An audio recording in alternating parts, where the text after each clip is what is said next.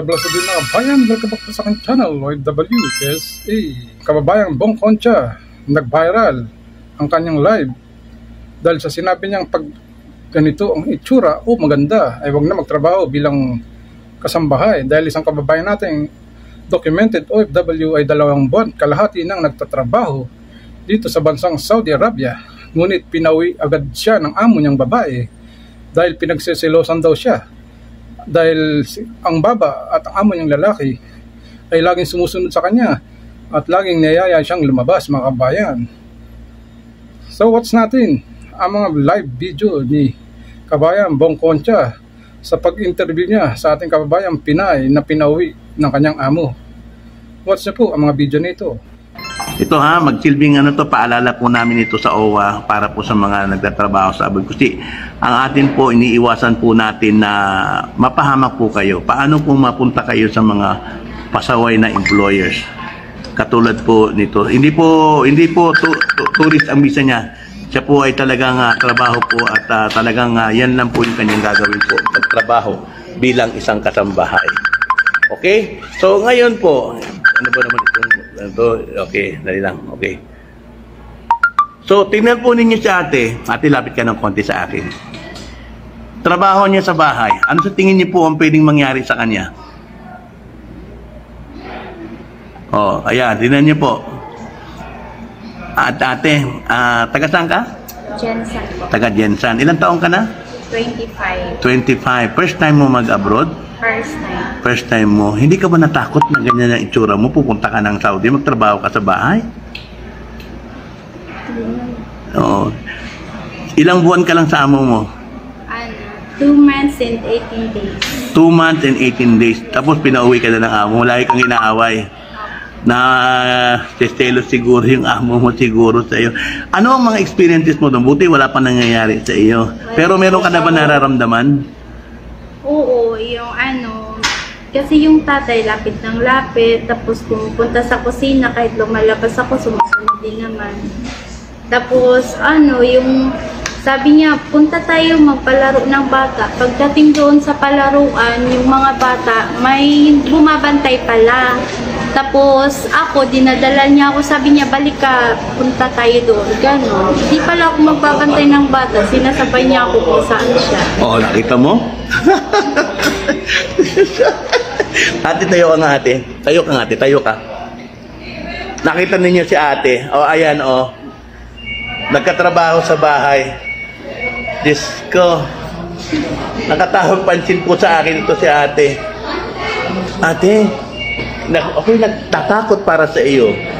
Real talk po tayo. Kasi alam ninyo, yan katulad po ninyo, na talagang gusto takot talaga na talagang Diyos ko, ako'y nagtatakot sa iyo. So ngayon, bukod doon, ano pa yung mga naranasan mo? Tapos yun, pag umuwi, kasi pinauwi ng Pinauwi na ng amo. Opo, ng babae. Natatakot sa iyo, nagselos sigurado yun. Sabi ng babae, balik ako ng agency, pero sabi ng tatay, hindi daw ko payag, uwi na ako ng Pinas. Kaya pinauwi ako ng Pinas. Hindi to kasi papayag na ibigay ka sa iba. Kaya So ngayon ate, itong gagawin natin okay. So ate tama na yung pag-abroad mo ng marami namang ibang trabaho. Wag na sa bahay Natatakot kami para sa iyo. Mabuti na lang 3 buwan ka, 2 buwan ka pa lang mahigit, uwi ka na sa Pilipinas. Okay? Kaya yan ang isa sa mga mahirap ang Yan nga po, sa lahat po ng mga kababayan natin nanonood po, ayun 700 na nanonood sa iyo ngayon ng live natin. Kita mo gaano kadami tao nanonood sa iyo ngayon. Ate, maawa ka sa sarili mo. Ayaw namin na isang araw maghihingi ka na ng tulong na ikaw ay minomolestya o ginagawa ng hindi maganda ng amo mo. Natatakot kami para sa iyo. Tama lang na nakauwi ka na sa Pilipinas at first time. Maraming trabaho na pwede mong gawin para ikaw ay maka-abroad uli. Pero never ano bang tinapos mo, Iha? Senior high school. Senior high school ka. Huwag ka mag-alala. Kahit senior high school ka, sigurado ka naman may talent ka naman, may skill ka naman, di ba? So, ganyan. Oy, grabe naman si ate, bawal mag-diet sa maganda, ha, kami ng pangit. Huwag naman ganun ate. Kaya lang, sinasabi ko lang sa inyo kasi itong mga ganitong mga itsura, pagkatrabahuhin mo sa bahay, Diyos ko nakakatakot. Di ba? Wala naman ako sinabing yung pangit hindi magtatrabaho. Wala naman ganoon. Kayo talaga. Kaya lang, mahirapan lang tayo kasi si ate kasi may apili, no? Ang punto po ni Kababayan Bong Concha ay sinasabihan lang po si Kababayan Pinay. Humanap na lang ng ibang trabaho dahil may tsura naman siya, mga kabayan. Dahil ayon kay Kababayan Bong Concha, baka makatagpo si Kababayan Pinay na employer o lalaking manyakis at baka kung ano pang mangyari sa kanya, di ba? Buti na lang kahit nagsiselo sa kanya ang madam niya ay hindi siya sinasaktan. Actually, mga kababayan, sa mga nagtatrabaho sa bahay ay alam ang mga ito. Dahil may mga among nagsasabi sa kanilang katulong na huwag magsusuot ng kaseksihan at nang makita ang hubog ng iyong katawan. Dahil may mga amo talaga na lalaki na pinagnanasaan ang katulong nila. Lalong-lalo na kung ito'y maganda at sexy at nagpapaganda. Nagsasabi lang ng magandang eksplanasyon si Kababayan Bong Concha na para isa ay kabubuti na natin, mga kababayan. Pero ang mga ibang kababayan natin ay alam naman natin na hindi yun ang gustong iparating ni Kabayan Bong Concha. Dahil kilala natin siya na matagal nang tumutulong sa mga OFW dito sa Saudi Arabia. Bakit naman niya mamalitin o kukutsain ang mga kasambahay? Baka naman ang grabe makapagbas sa kanya ay wala naman talagang maitutulong, di ba? At para may content lang. Ngunit sa kabila ng mga issue, nag-public apologize naman si Kabayan Bong Concha at pinaliwanag niya na magandang mensahe lang ang gusto niyang iparating sa ating mga kababayan. Gustong mangibang bansa at magtungo sa abroad, mga kababayan. Sana maunawa natin ang mga sinasabi ni Kabayan Bong Concha sa kanyang live sa pag-interview sa ating kababayang Pinay kung bakit sinasabi niya na napakaganda ni ate para mag-abroad at bakit pagpangit pa hindi pwede mag-abroad. Di ba? Sana maintindihan po natin yan. Awareness lang po ang gustong iparating ni Kabayan Bong Concha sa ating mga kabayang mga kadama na gustong mag-abroad dito sa Saudi Arabia. So, pakinggan natin ang paghingi ng apologize ni Kababayan Bong Concha. I'm very sorry and I apologize for that. Alam ko may mga nasaktan, kaya nga iwas tayo magsalita ng mga ganoong salita kasi nga alam natin na pwedeng maka-open sa iba yon. But nevertheless, yun na nga, may nagsasabi yung daw kilos daw ng tao, yung daw way, yun daw ang hindi ko alam kung kasi opinion yan eh. Ako naman, nirerespeto natin ang opinion ng bawat isa. Yun po ang opinion ninyo, na I respect that. And wala naman pong problema kasi hindi natin control eh. Kanya-kanya po tayo ng ating pag-iisip regarding so okay lang, thankful ako. Nag-viral siya, maraming mga vloggers ang talagang ginawa kong content, yung aking video ginawang content. At ibig sabihin, talagang nag-viral. Umabot siya ng 1,700 before siya alisin ko sa mainstream kagabi. Okay? Yun po yung ano. So, alam niyo yung ganoong mga kaso po is one of the most sensitive na issue ng dapat po may address. And siguro sa ginawa ko kahapon, nag-raise ito ng awareness. Kasi kayo po mga individual na hindi niyo po nakikita in the other side of the story nung mga bakit may ganoong mga statement. Kasi kami po, ako, nasa mundo po ako ng advokasya bago po ako pumasok ng OWA. Alam na alam ko po lahat ng mga nangyayari na ganoon. 80% po ng mga ganyang mga problema nakakarating po sa amin. Okay? So, ayan, ito si Lane Katara, mali explanation mo. Ma'am, bago po kayo mag-comment, Miss Lane Katara, ha? Pakinggan niyo muna po ako, ha? Okay? Okay. So, kaya gano'n ang, so, masyado po tayong sensitive doon sa issue ng maganda at pangit. Okay? So, wala pong intention to. I don't have any intention to malign. Okay? Ang akin po is awareness dahil yan po ang nangyari ngayon. Doon po sa nangyari na yon, nag-open po yun sa iba. Sa mga iba nating mga tungkol po dyan. Kasi sa mundo po ng recruitment, bigyan ko lang po kayo ng konting background. Sa mundo ng recruitment, okay? Diyan sabi ko sa inyo yung mga ibang to. So, sa mundo ng recruitment, talagang ang mga agencies po, may mga agencies po na pag alam nila kung ano po yung itsura ng babae, tinatanggihan po nila pumunta ng ibang bansa, lalo-lalo na po sa gitnang silangan para magtrabaho sa bahay. Okay? So sa mga nambabas, kung hindi po kayo masaya sa akin, you can unfollow me or block me para po masaya po kayo. Kasi mahirap po yung nanonood po kayo sa akin tapos nagbabas kayo na as if parang napakagaling po ninyo. Okay? So, lahat po tayo dito sa mundo na ito. Hindi po nyo kasi alam yung the other side of the story. Okay? Ako po ay hindi po katulad ninyo na everyday trabaho bahay or usual lang na gawain. Ang mundo ko po ay iba.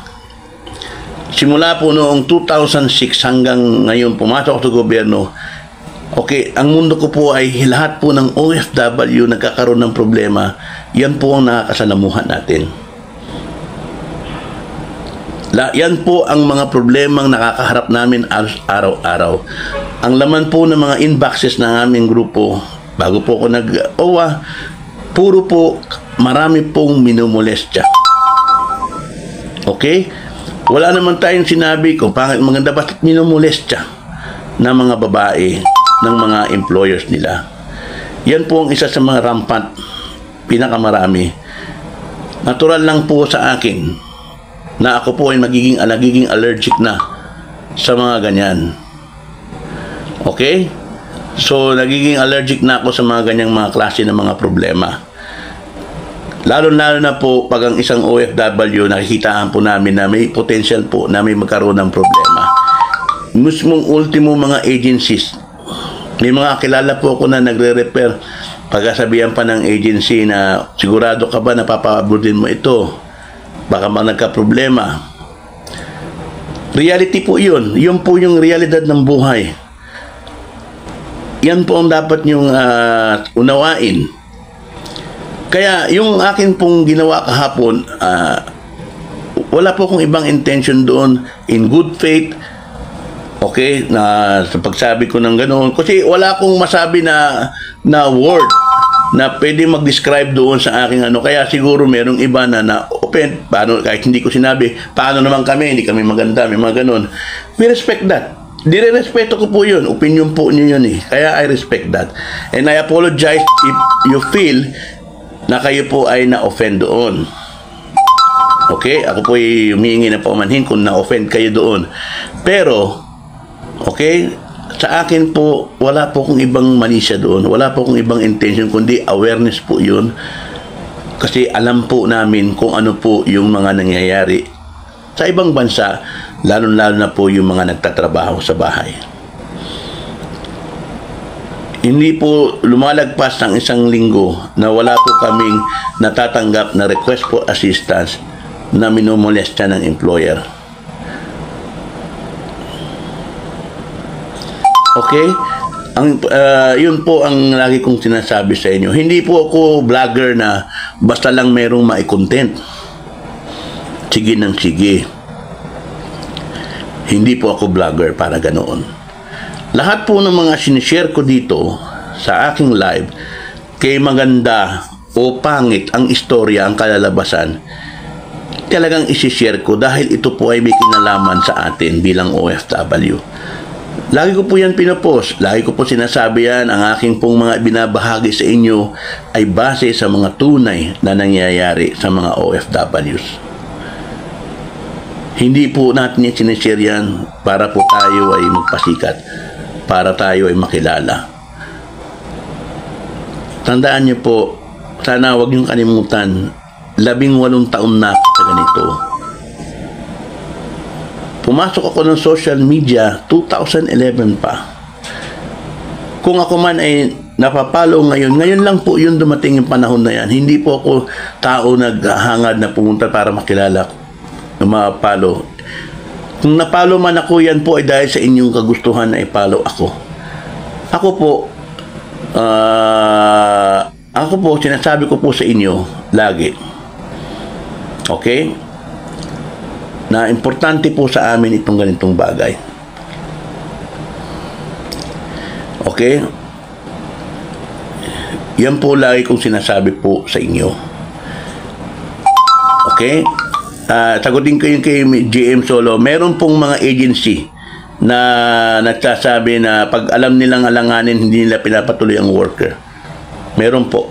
Hindi ko naman sinabing lahat, pero meron pong mga agency na natatakot sila sa pwedeng mangyari sa worker. Iba po ang mundo ng kasambahay pagdating po sa gitnang silangan.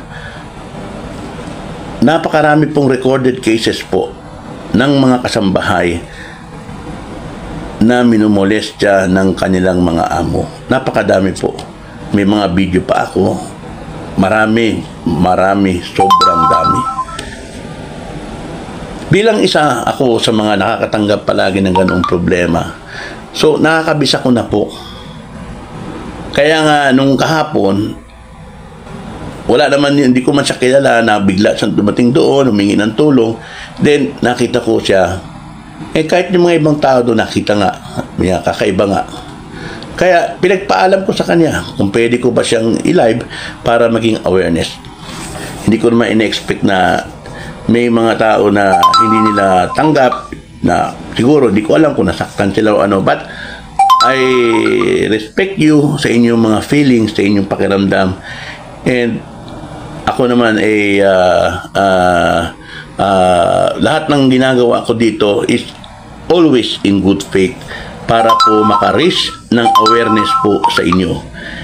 Depende na lang yan kung paano po ninyo tatanggapin yung aking mga sinasabi.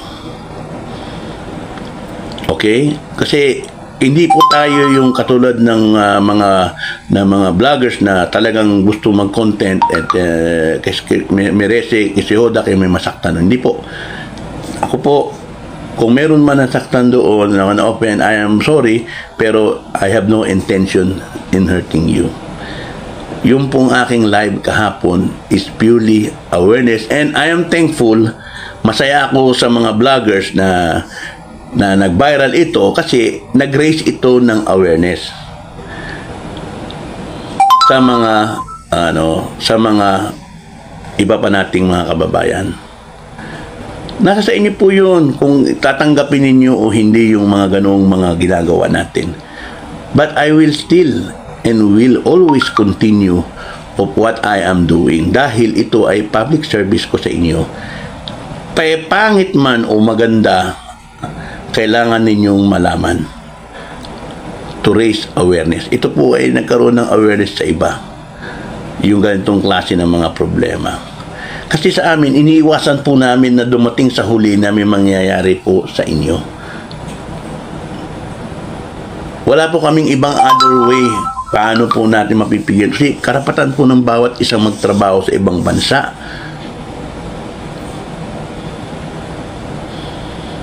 Okay? Ang problema lang kasi sa mga iba nating kababayan, siguro, hindi na matanggap, kaya ganoon. But, I apologize for that, kung yun man ang inyong pakiramdam. Okay? So, yun lang po yung aking nais na ipaalam sa inyo. Sa 18 taon ko po na ginagawa ito, hitik na po tayo sa karanasan. Kaya lahat po ng mga sinasabi ko na ito sa inyo ay nag-raise ako ng awareness kahit anong klase ng problema, kasi real talk po dito pinag-uusapan natin. Wala naman po tayong kailangan piliin na hindi po tayo yung vloggers o yung mga sinasabi na nagbablog ka ng kailangan magaganda. No. Dito po real story. Kay pangit man o maganda, real story po ito. Kailangan yung malaman. nasa inyo na lang po yan, how are you going to accept nung aking live. Okay? Kaya nga po, ma'am, it's not about maganda o pangit yon. Hindi po natin pinangikialaman yan. I don't mind about that. Ang akin po dito, nagkataon lang si ate na dumating kahapon at nakita po namin yung kanyang itsura, kaya po siya ni-live. And may awareness lang po ako doon na isinishare. So, hindi ko po sinabi na wala yan sa pangit o sa maganda. Wala po kung ginasabing ganoon and no intention. Kung sa tingin po ninyo, pakiramdam nyo, yun po yung inyong pagkakaintindi, then I'm very sorry and I apologize for that. At ayon pa kay Kabayang Bong Concha, ay nirerespeto niya po ang lahat ng kanyang mga opinyon ng mga sinasabi natin mga kabayang OFW. Dahil karapatan naman nila ng mga tao na maglabas ng sarili nilang opinyon o salobin. Pero ngayong napakinggan nyo na po ang paliwanag niya at ang mensaheng gusto niyang iparating sa mga kababayan natin, ay kailangan nyo na lang pong lawakan kung paano kayo mag-isip mga kababayan.